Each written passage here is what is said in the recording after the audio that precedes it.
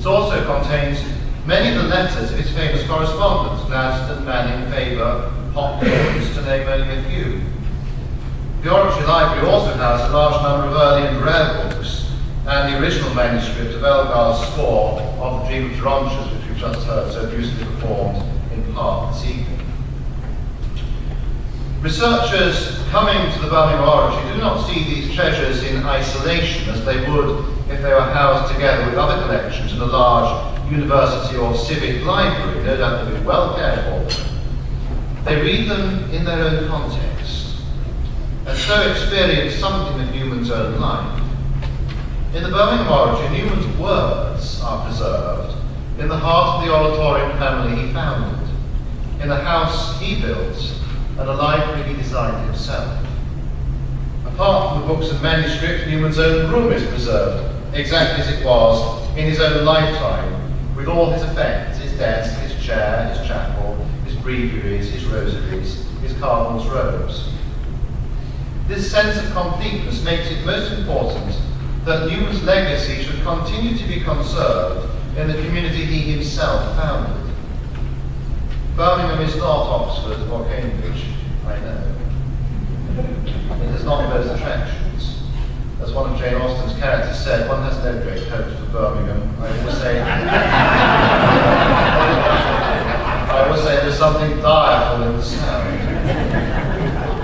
But this too reveals something of the unexpectedness of Newman, his obedience and his independence. And the scholar will encounter in Newman's own community, eccentric, maybe, as George Reilly observed, but he will converse with people who have lived with Newman and his writings all their lives. He will engage with a living tradition. In the Birmingham Oratory, I believe, there is much less danger that the one-sided, misunderstood and selective version of Newman will be conveyed.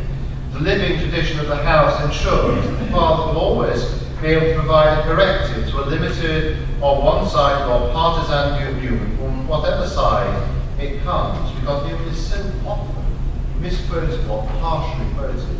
I just wrote an introduction to a biography by Keith Beaumont of the French Oratory, which has become the official short biography for the beatification. And I wrote, not least among the virtues of this biography is the judicious choice of citations from Newman's own work, so that Newman's thought is in almost every case conveyed in his own words. Newman is not well served by short and selective quotation. Indeed, he is often misrepresented. If in his own time Newman was frequently misunderstood, this is even more the case today. For partisans of many divergent views, the power of Newman's name is often more important than what he really says. But Newman resists recruitment by any one party, while Beaumont not only quotes from the well-known works, but also directs us to some lesser-known sources to give us a balanced and complete view of the subtlety of Newman's thoughts. I have praised the virtues of Newman's and the Oratory's independence. But this, of course, has a downside.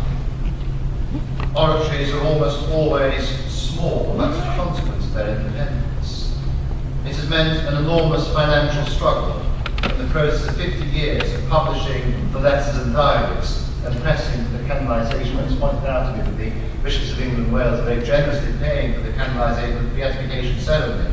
I always point out that we could have actually spent 50 years and hundreds of thousands of pounds in getting the course to this particular point in its development. If we hadn't done that work, there would be no beatification at all.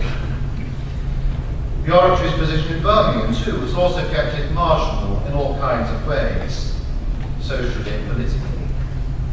As I've said, this has been advantageous in some respects, but from the point of view of fundraising, it is problematic. But in spite of these problems, many people have been caught up directly or indirectly in the work of the House and learned to share in that independence of thought and fearlessness. And that makes them able to withstand the fashionable opinions of the age, whether on a national level or simply as parents and governors in a parish school trying to resist the threats that an overmighty state or a weakened church can bring on their children. Now that Newman's beatification is at last to take place, uniquely celebrated in person by the Holy Father, I see one of my major tasks as the newly appointed provost to to preserve Newman's legacy intact for future generations. We have tremendous plans for a purpose-built archivium, temperature and humidity control, to preserve Newman's papers and some of his other possessions. We will need to employ a full-time archivist to care for them. And we also plan to provide educational facilities for schools so as to make Newman's teaching better known to future generations. So, I'm most grateful to the Carl Newman Society here in the US for helping us with this. I'm sure Patrick will answer any of your questions about how they are helping us and how perhaps you might be able to help him help us. He's here for a few days, I think.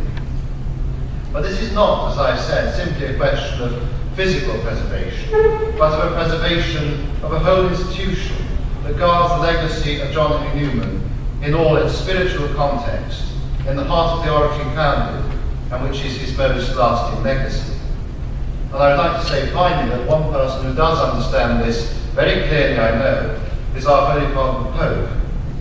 Now, John Henry Newman famously said that he would drink to conscience first and the Pope afterwards, and that's one of those phrases which is very often misquoted. Newman said it was not quite the thing anyway to bring religion into afternoon speech, but I think perhaps this is one occasion when one might reverse the order and tonight might propose a toast, not only to the beatification, but to Pope Benedict XVI, who sees it as so important. So please, Pope Benedict XVI.